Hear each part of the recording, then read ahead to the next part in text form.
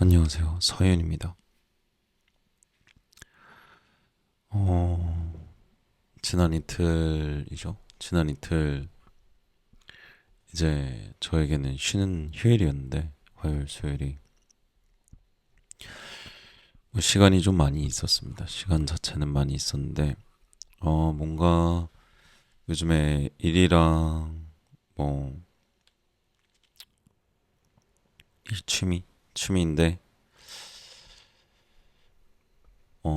좀 하고 싶은 마음이 들진 않았던 것 같아요. 음, 뭐 꾸준하게 하는 것도 되게 중요하죠. 꾸준하게 하는 것도 되게 중요한데 확실히 저는 어떤 이런 얘기를 하는 데 있어서 조금 그런 바이브라고 해야 되나요? 차분한 어떤 느낌이나 어떤 atmosphere가 좀 있어야 좀 이야기가 나오는 것 같더라고요. 그래서 시간도 있었고, 최근에 그냥 좀 휴일 전에는 좀 시간들이 좀 있었어요. 그러니까 오히려 그 시간이 좀 자축하는 느낌이라고 해야 되나요? 조금 약간의 자축과 그냥 좀 생각 없이 노는 놀기만 하는 그런 시간이 좀 가지고 싶었던 것 같습니다. 그래서 화요일에는 좀 이렇게 열심히 놀았던 것 같고요. 뭐 이것저것도 하고 뭐 하다 보니까 막 놀기만 한 건 아닌데 뭐 좀 놀고 싶어서 놀았고요. 시간 많아서 해야 되는데라는 느낌이 있기는 했지만 그런 압박을 조금 받고 싶지 않아서 취미의 영역에 있는 건데 어, 아직 뭐 제가 이걸로 엄청난 뭐 그런 게 아니라서 그냥 혼자 주저리 떠드는 뭐 보이는 라디오 같은 느낌으로 그냥 하는 건데 너무 뭐 해야 된다라는 느낌을 받고 그거에 순응하기가 너무 싫었던 것 같아요. 그래서 조금 일부러 좀 안 한 느낌이 있고 내려놓을 때는 확실히 좀 내려놓고 할 때는 확 하고 싶고 약간 모드 전환을 이 취미의 영역이자 뭐 어떻게 되면 포텐셜을 가진 이 부분에서도 저는 좀 그렇게 적용을 하고 싶었던 것 같습니다. 그래서 뭐 요는 뭐 제 맘대로 했다 이 소리고요. 어, 그래서 어, 이제 나중에 얘기할 거지만 오늘 하고 싶은 내용에서 어느 정도 연관이 되는 게 있었는데 요는 이제 케이팝 데모넌트스 요즘 엄청 그 이슈화 되고 있고 뭐 이미 늦었지만 저는 여자친구랑 그거를 최근에서야 다 봤는데 어 그런 것도 그 캐대언도 보고 뭐 이전에 저희가 가고 싶었던 카페랑 뭐 여행을 좀 여행이라기보단 데이트 예 그런 거 데이트를 좀 나들이를 즐기고 왔습니다. 근데 요즘 날도 덥고 잠깐 이렇게 나갔다 오는 게 체력적으로 많이 피곤해지더라고요. 뭐 운전도 좀 해야 되고 하다 보니까 좀 피곤해지는 게 없잖아 있는 것 같습니다. 그리고 서울 운전 제가 정말 별로 안 좋아하는데 그래도 연애 체력이 좀 생기면서 서울 운전 정도는 이제 좀 크게 스트레스 안 받고 하는데 그래도 체력이 빠지는 건 체력이 빠지기는 하더라고요. 그러니까 뭐 고속도로 그냥 쭉 다니는 것보다 서울 도심 이제 서로 빵빵거리고 신호 지켜가면서 당연히 뭐 신경 쓸 게 많으니까 당연히 피곤한 건데 뭐 그런 거는 뭐 어쩔 수 없는 거죠. 그래도 연애 체력이 많이 늘어났다라는 건 아주 저에게는 긍정적인 효과였던 거. 굉장히 효과라기보다 긍정적인 어떤 발전이었다라고 보고 있는 것 같네요. 네, 뭐 각설하고 오늘 패사 내용을 좀 그래도 얘기를 해봐야겠죠.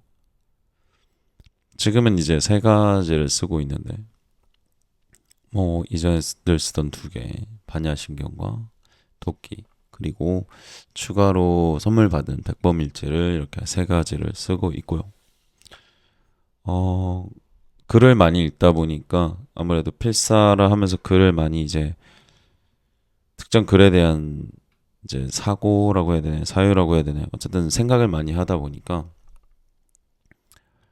어, 코스모스는 잠시 일시적인 정지 상태가 됐습니다.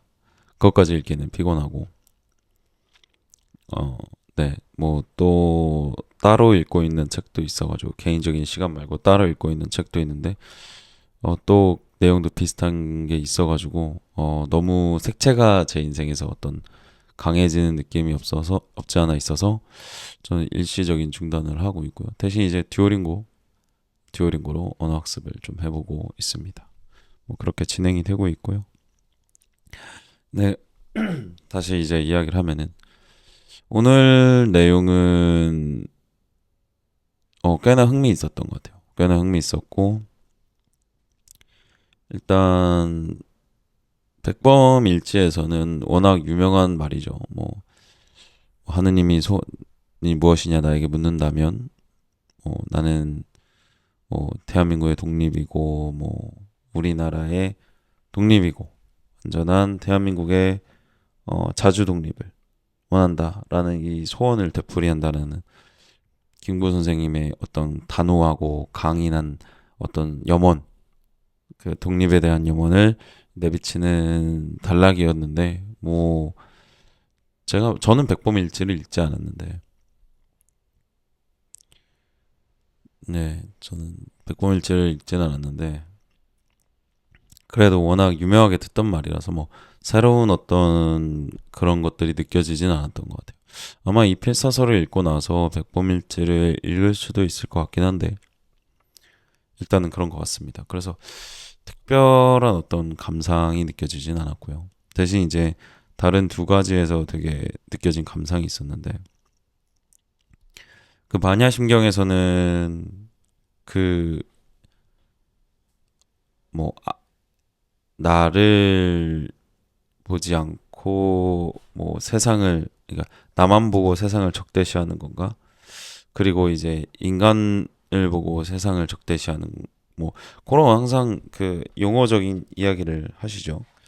그래서 나를 중심으로 보고 남을 적대하는 것이 아상이고 사람만 중심으로 보고 사람이 아닌 다른 것을 적대하는 것이 인상이다라고 이야기를 시작하셨습니다. 그래서 갑자기 환경 파괴 이야기가 나와요.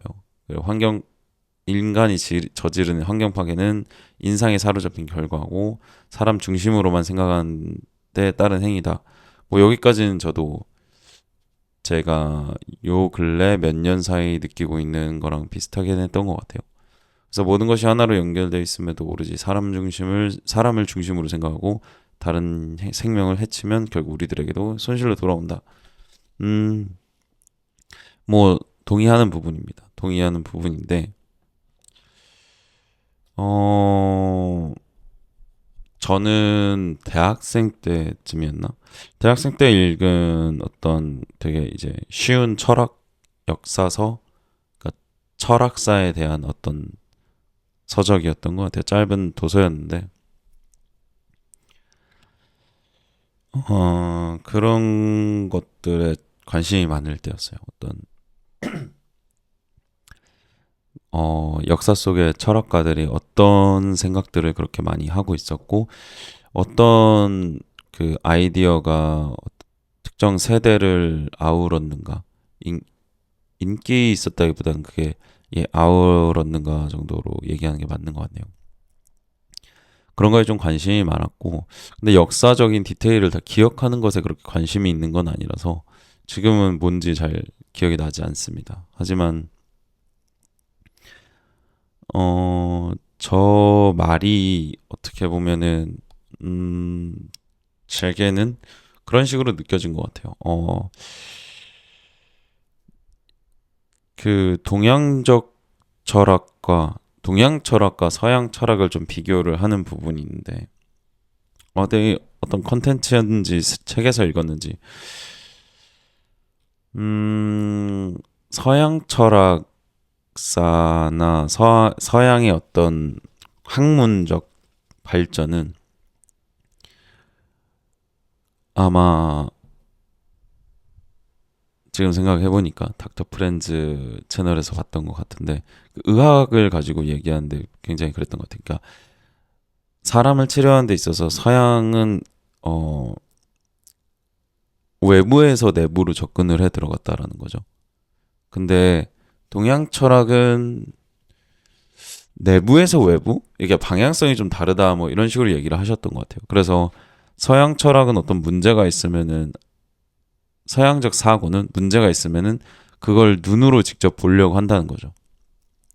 째고 확인하고 뭐 문제가 있는 장기는 뭐 이제 일부 제거하고 적출해내거나 뭐 이런 식의 의학으로 발전이 됐는데 그 동양 의학 같은 경우는 그런 것도 있기는 했지만 메인적인 어떤 그 의학이나 철학적을 바라보는 데 있어서 그 근본이 무엇이냐, 그 내부가 무엇이냐, 약간 그 원인이 아니라 애초에 이런 원인이 생기는 것 자체가 어떤 그러니까 약간 식이요법, 뭐 기치료 막 이런 어떻게 보면 지금 현대 시대에서는 대체 의학의 일부라고 느껴질 수 있는 부분들을 많이 다뤄오지 않았나라는 어떤 제 나름의 머릿속에 생각이 있는데 결국에는 동양 철학이나 서양 철학이 어떤 식으로 발전을 했느냐 서양 철학은 조금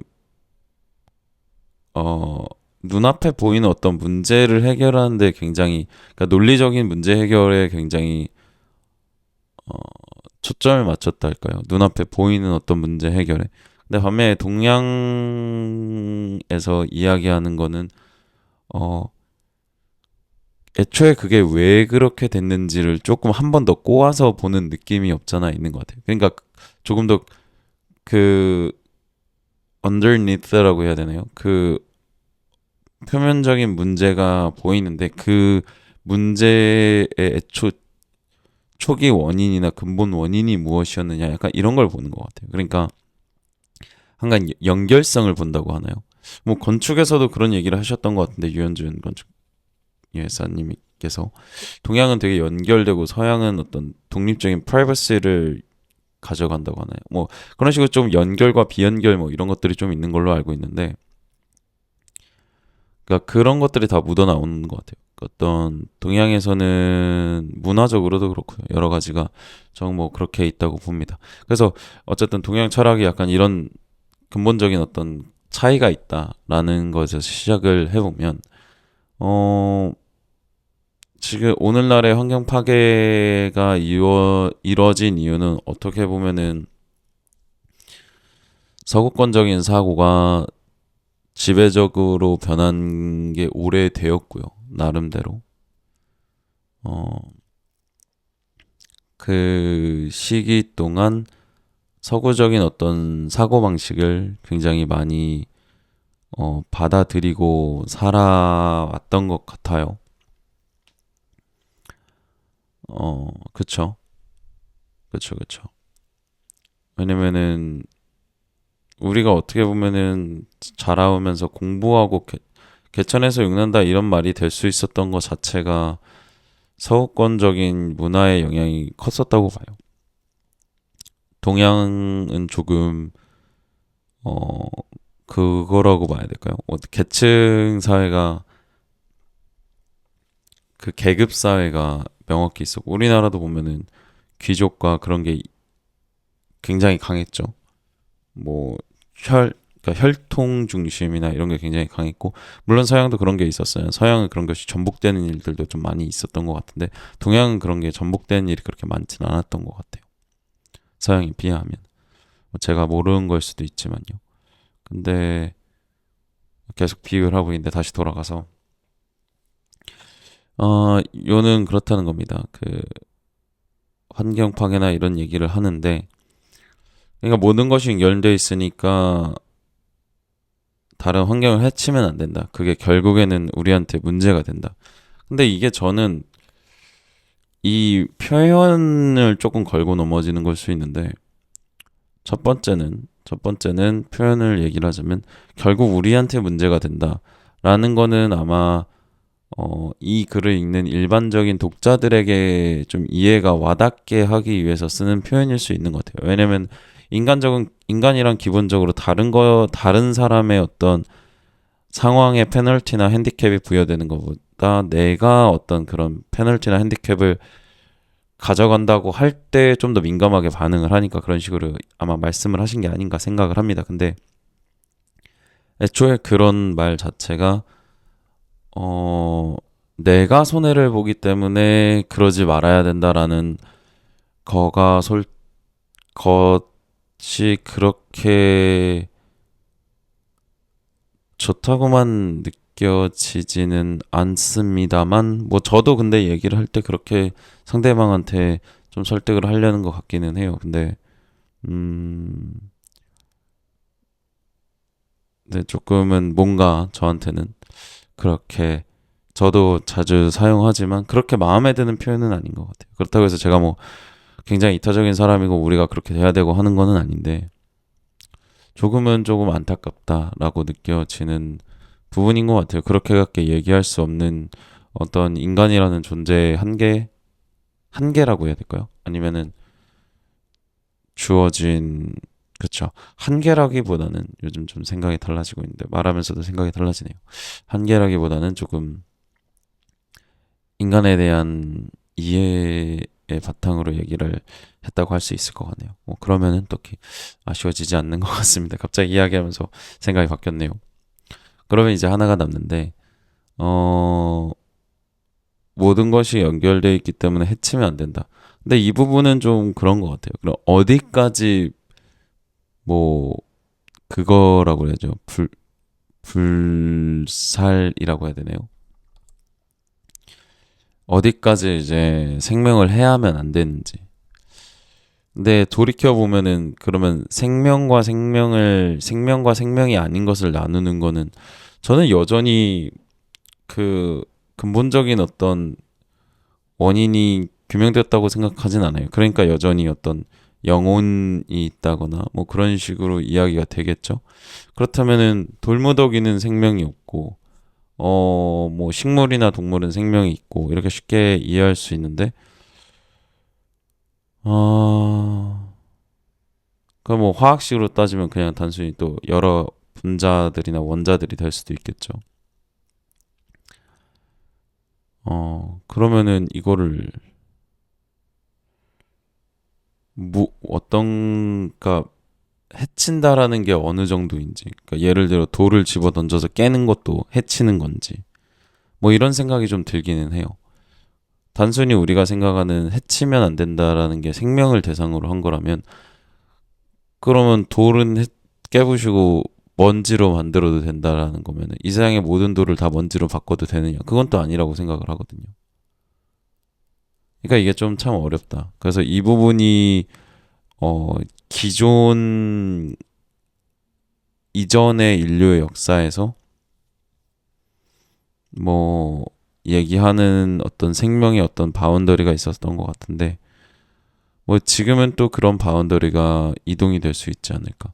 그리고 애초에 제가 이렇게 생각하는 거가, 요즘 현대인들은 지식이 많이 있죠. 그래서 공부를 어느 정도만 해도 생명이 분자단이나 뭐 여러 원자들이 그 상호작용을 하면서 살아간다. 인간이라는 것도 다세포 생물이라는 걸 알고 있고요. 내부에 다른 세포들도 박테리아, 균도, 세균도 같이 살아가고 있죠. 저의 한 몸에서.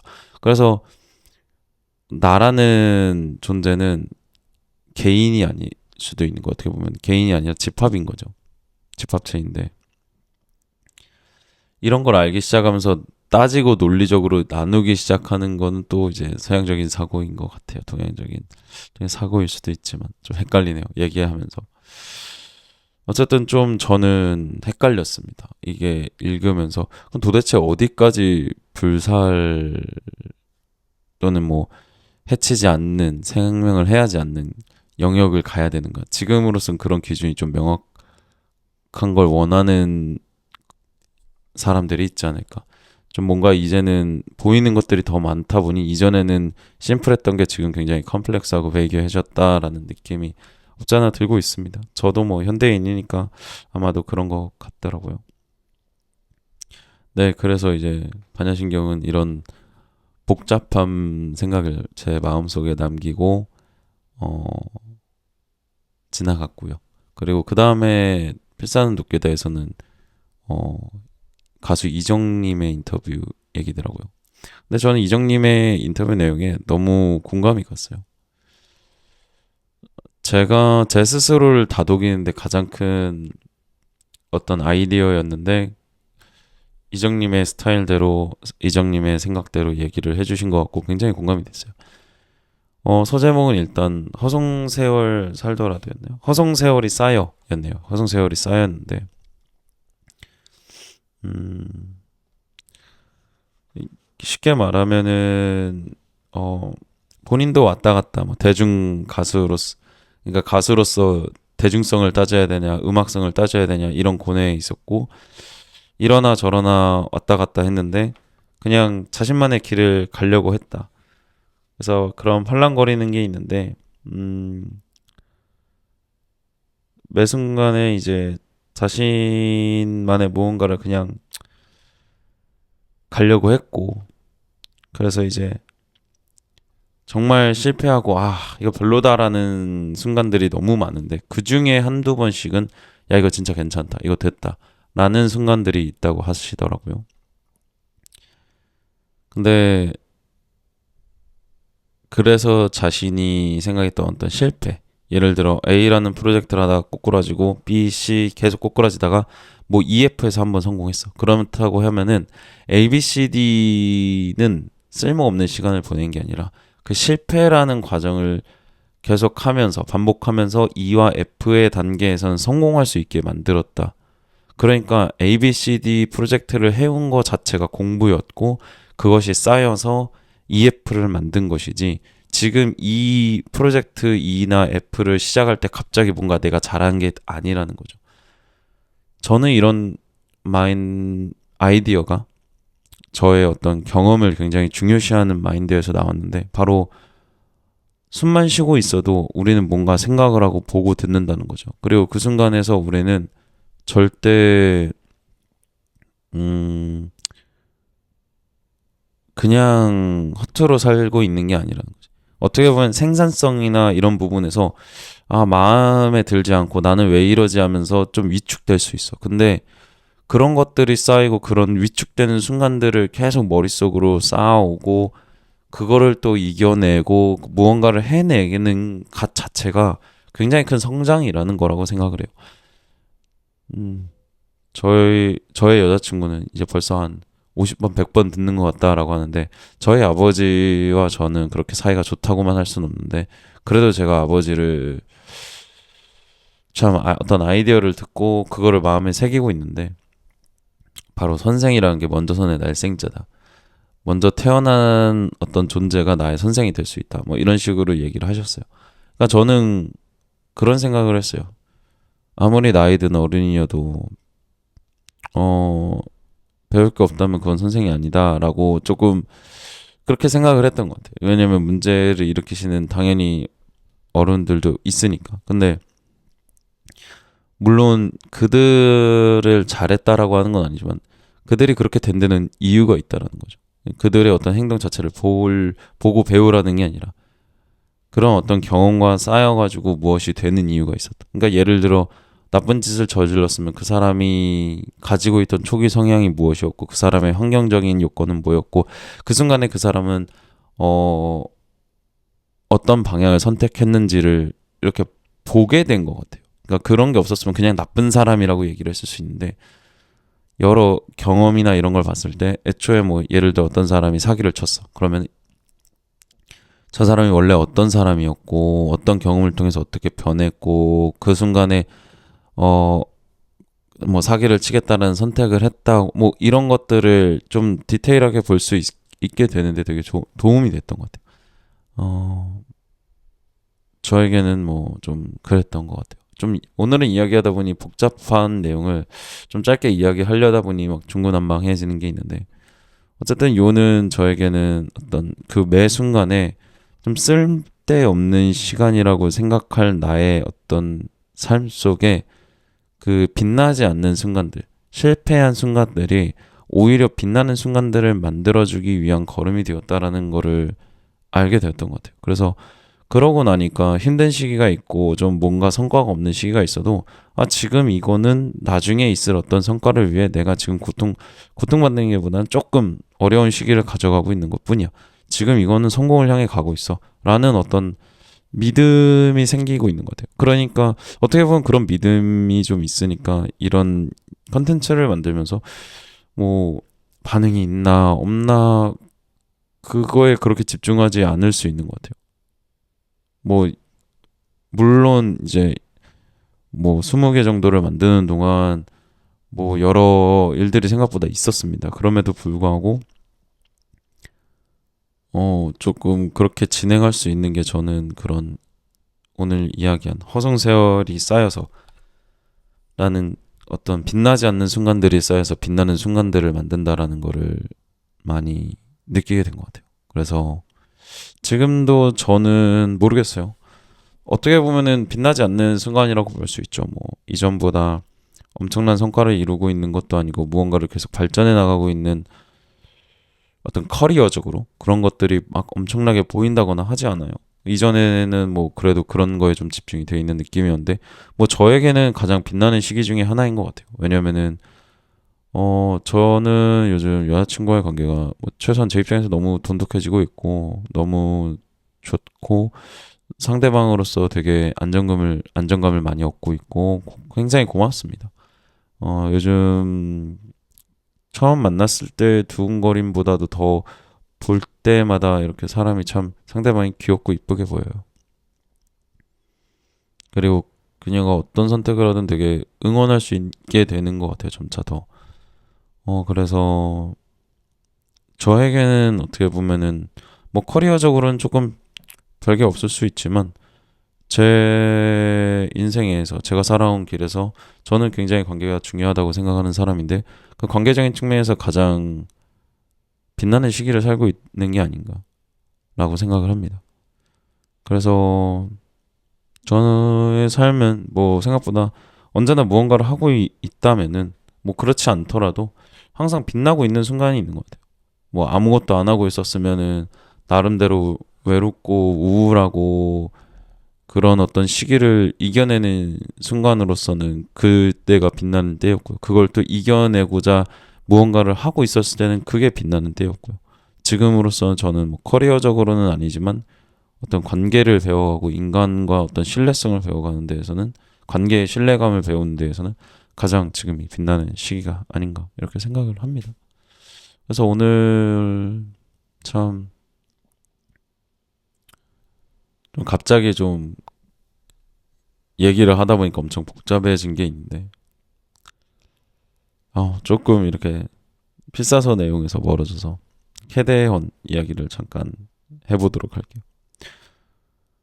근데 저한테는 솔직히 오늘 이 녹음을 시작하면서 K-pop 데몬 헌터스 이야기를 한 이유가 이거였던 것 같아요. 그 결국에는 관점 아니면 문화의 차이인데 문화적 관점의 차이라고 봐야 되나요? 네.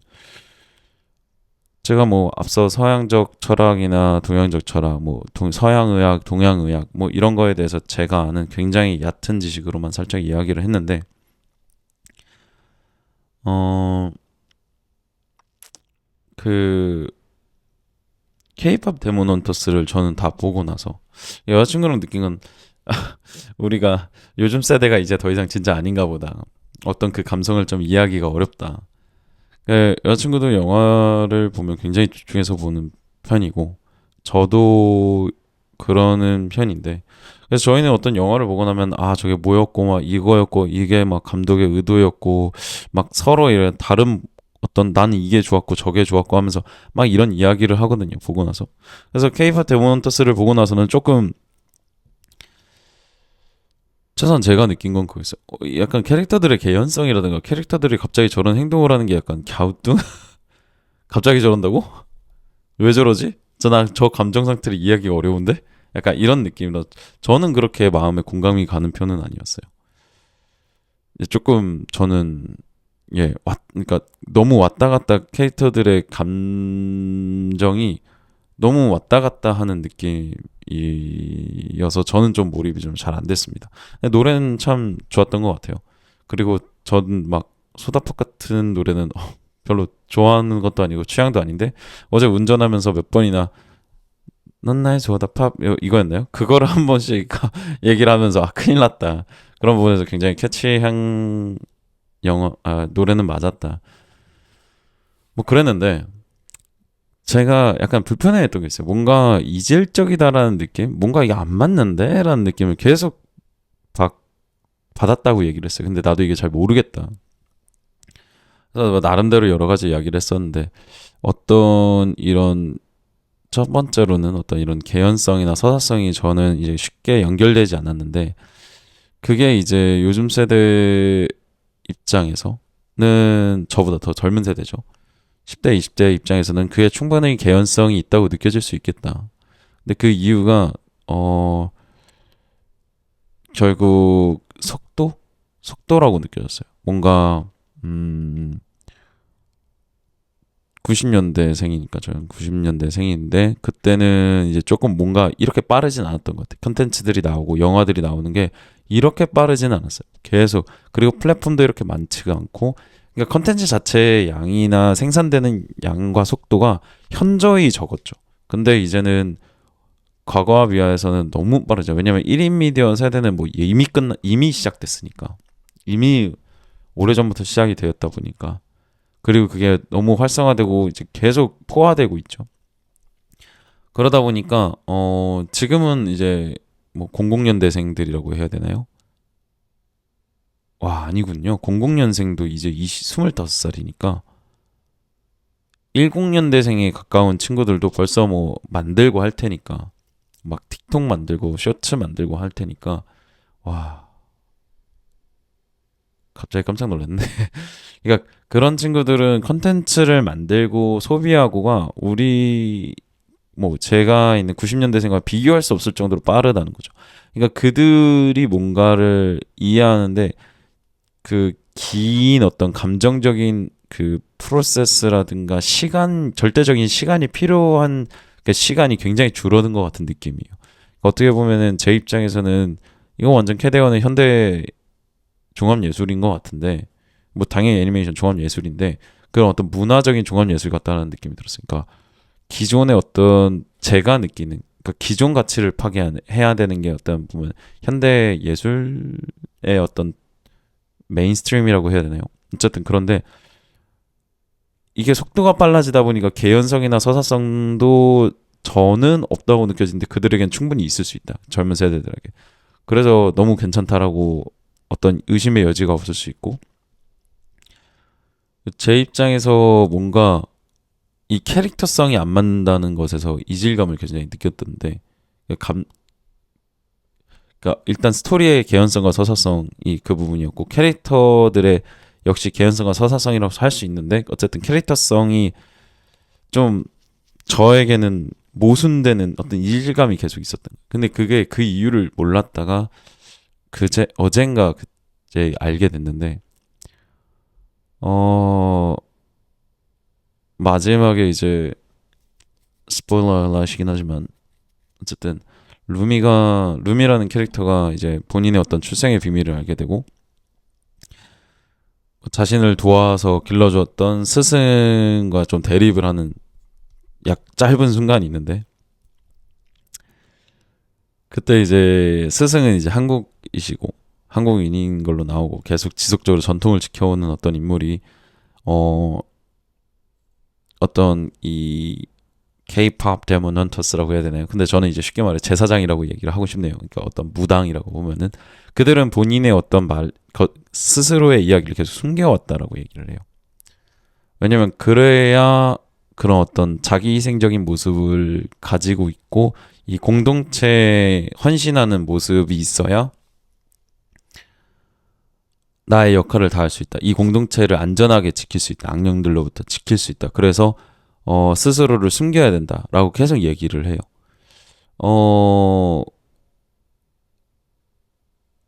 근데 이제 주인공인 룸이라는 캐릭터는 골든부터가 그죠. I'm done hiding 그러면서 나는 내 스스로를 계속 드러내겠다라고 얘기를 해요. 근데 이게 여기서 이 두 가지가 왜 나오냐라고 하면은 그냥 이게 단순하게 보면은 두 가지의 그냥 나는 숨긴다, 나는 숨기지 않는다의 대립인데, 그, 그 루미의 이제 걸그룹이죠. 헌트릭스라는 걸그룹이, 어, 애니메이션 내에서 굉장히 많은 팬덤이 있고, 그 팬덤에 정말 사랑을 받는데, 그렇기 때문에 헌트릭스도 팬에 대한 사랑을 돌려줘요. 뭐 곡에 뭐 그걸 뭐라고 해야 되나요? 곡 발표가 끝나고 뭐 콘서트가 끝나고 나서 신곡 발표를 하기 전까지 좀 쉴 수 있는 시간인데 그 쉬는 시간을 모두 다 헌납을 해요. 왜냐면은 자신들은 팬들과 소통하는 게 너무 좋기 때문에 조금 힘들지만 난 다 쉬었어. 뭐 몇 개월 정도 쉬어야지 하는데 다 쉬었어. 그러고 바로 다시 팬들과 소통을 하러 가요. 근데 이게 그냥 보면은 뭐 당연히 뭐 좋게 보이고 그럴 수 있는데 조금 생각을 해보면 그거 자체가 이미 자기 희생적인 느낌이 들어요. 자기 희생적인 이타심인데 자기 희생적인 이타심을 강조하는 스승은 공동체를 위해 너희들이 그러니까 우리의 임무가 이런 게 있기 때문에 우리가 우리의 어떤 색깔을 더 드러내기보단 조금 공동체를 위해야 돼. 이건 굉장히 동양적인 컬렉티브 소사이어티의 그런 마인드죠. 그것이 이제 극대화되면 일본의 이지메 같은 이제 왜 공동체에서 보이는 어떤 모습까지도 따라하지 않아. 그러면서 왕따를 하고 이지메를 하는 그런 모습이 있죠. 그건 공동체주의 컬렉티브 소사이어티의 굉장히 그런 심한 부작용 사이드 이펙트이기도 한데 그런 어떤 자기 희생적인 이타심이 있고 근데 반면에 헌트릭스의 루미는 나를 드러내겠다라고 계속 얘기를 해요. 근데 이 둘이 분명히 대립하는 어떤 가치관이었는데 헌트릭스의 주인공들은 자기가 굉장히 힘든데 팬들을 위해서 모든 그 쉴 수 있는 시간도 헌납을 해요. 그러니까 뭔가 여기서부터 조금 이상해지기 시작한 느낌인 거죠.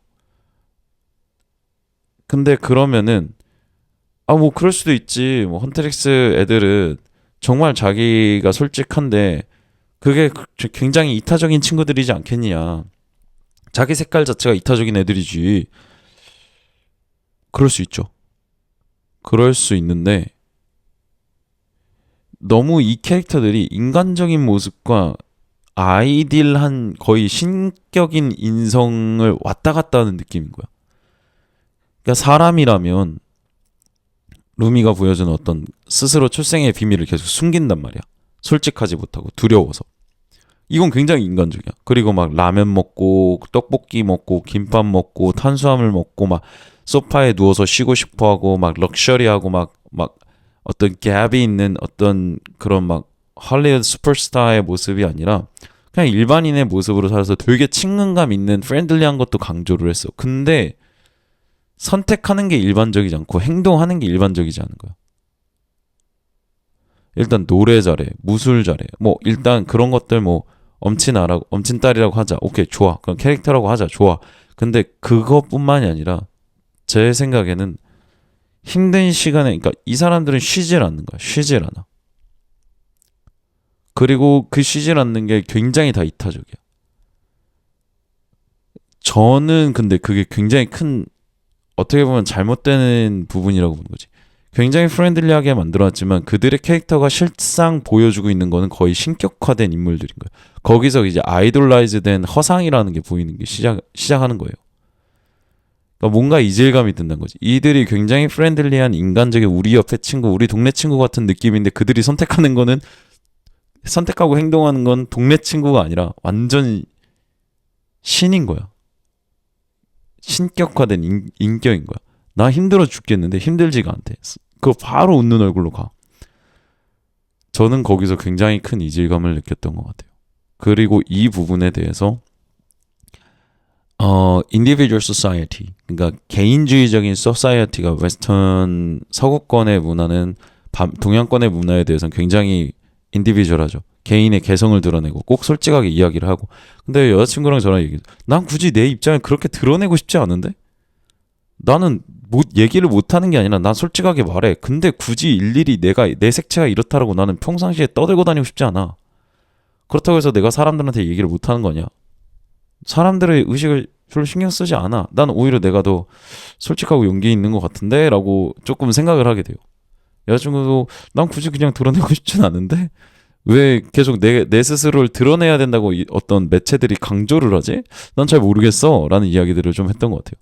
그러니까 사람들이 좀 다른 건데, 인디비주얼 소사이어티에서는 본인의 색채를 계속 드러내는 걸 계속 강조를 시키는 것 같고, 콜렉티브 소사이어티는 굳이 그러지 말고 약간 겸손하고, 약간, 나는 그렇지 않습니다. 약간 이런 게 있다 보니까, 그러니까 어떤 웨스턴 소사이어티에서, 웨스턴 컬처에서, 인디비주얼 소사이어티에서 이 케이팝의 어떤 아이돌들을 바라보는 시선이 이럴 수도 있겠다라는 생각을 했어요. 그러니까 굉장히 이 친구들은 컬렉티브 소사이어티의 사이드 이펙트 때문에 이러고 있는 건데 그들이 보기엔 아이디얼해 보일 수 있다라는 거지. 어떤 아이돌 문화. 그러니까 한국에서는 되게 이 아이돌들이 어떤 사적인 퍼스널 라이프에도 어느 정도 이제 제약이 갈 수도 있고 이전에 그게 굉장히 심했었고 그런 부분이 있는데 그런 부분이 물론 전혀 없는 내용은 아니지만 그 내용보다는 계속 이 친구들이 자기 색채를 드러냈기 때문에 뭐 잘 됐고 뭐 계속 약간 이런 얘기를 하는 게 K-팝 소재를 다뤘고 한국적인 어떤 요소들이나 로케이션들이 나오지만 굉장히 이질적인 느낌이 저는 많이 들었던 것 같습니다. 굉장히 저는 그런 게 많이 들었던 것 같아요. 뭐 좋은 애니메이션이고 좋은 문화고 세계 K-팝을 얘기하게 돼서 너무 좋은데 그래도 저에게는 좀 어려운 그런 주제들로 다가왔던 게 아닌가 싶습니다. 뭐 오늘 이야기를 하다 보니까 굉장히 오랜 시간 이야기를 했는데 녹화한 영상은 짧아서 굉장히 녹화 영상이 느린 모습으로 보이지 않을까 뭐 걱정이 좀 되기는 하는 것 같네요. 뭐 그래도 보는 것보단 듣는 게 메인인 것 같아서 뭐 별로 신경 쓰지는 않고 영상을 만들 것 같습니다. 뭐 어떻게 보면 조금 민감할 수도 있는 주제일 수도 있는데 저는 뭐 연예인도 아니고 공인도 아니고 그냥 지나가는 저의 생각을 얘기한 것뿐이니까요. 뭐 그렇다고 전문성이 있는 것도 아니고 그렇다고 전문성이 있어야만 얘기를 할 수 있는 건 아니니까요. 그래서 뭐 저 나름대로 그냥 생각을 또 이야기를 이렇게 한번 해본 것 같네요. 참 이번 휴일 동안 잘 쉬고 온 것 때문에 오히려 이렇게 할 말이 더 많이 생긴 거라 생각을 하고 앞으로도 쉬고 싶은 날엔 잘 쉬도록 해야 할 것 같습니다. 여러분도 절대 허송세월 하루를 보내는 게 아니라고 얘기를 뭐 오늘 주제라서 그런지 이야기를 드리고 싶네요. 좀 뭔가 지지부진해 보여도 좀 뭔가 성과가 있는 것 같지 않아도 그 모든 순간들이 추후에 돌이켜보면 굉장히 아름다운 순간이 되어 있을 거고 그 순간들을 이겨내거나 아니면 이겨내지 않았다고 생각을 해도 분명히 나중에 술자리나 아니면 카페 가서 이야기하면서 분명히 이야기가 나올 수 있는 그런 순간이 될 수도 있을 겁니다. 매일이 행복해야 인생이 행복하듯 매일매일 숨을 쉬면서 우리는 뭔가 보고 듣고 있고 뭔가 우리가 배운다고 느끼지 않아도 분명히 배우고 있을 겁니다.